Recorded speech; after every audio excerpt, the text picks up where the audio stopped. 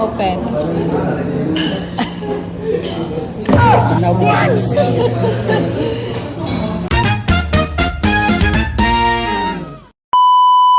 Hi guys! Dinner time na po with the family and karon na ami diri sa Vines, located sa Rojan Inn Compound, Mount Apo Street, Davao City.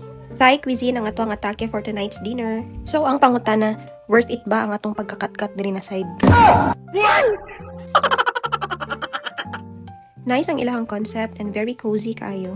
Pagsulod pa lang, makita dayon nimo ang mga Thai-inspired statues. Maka-amaze po ang variation sa mga alcoholic drinks sa ilang bar counter. Fun fact lang, kabalo ba mo nga ang Thai food kay balanced gyud siya sa 5 ka lasa? Sweet, spicy, sour, salty, o gamay nga bitter.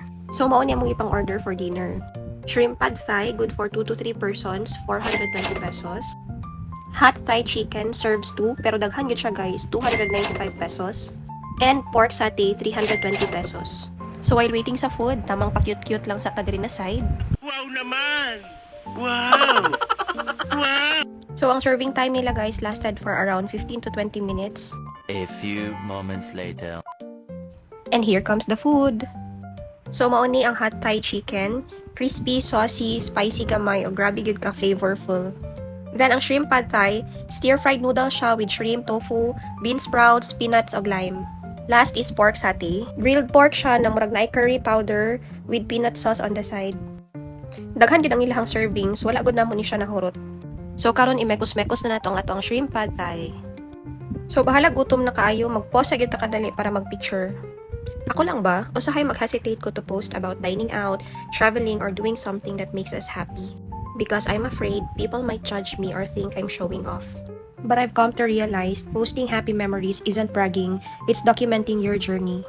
It's a way to remind yourself later of how far you've come. As long as it comes from your hard work, and you're not hurting or disturbing anyone, there's nothing wrong with celebrating your blessings and little joys. So if you're gonna ask me if the food is worth it, yeah, it was really worth it.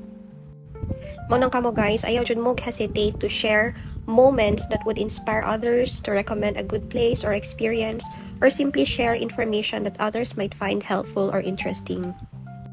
So after dinner, nag-dessert na mi sa Yofro's, and we ordered 2 frozen yogurts with topping. Ang akong anak gitry niya ang toppings na butterscotch o matcha juice. So mo dong? Butterscotch. Butterscotch o Matcha sauce. matcha sauce.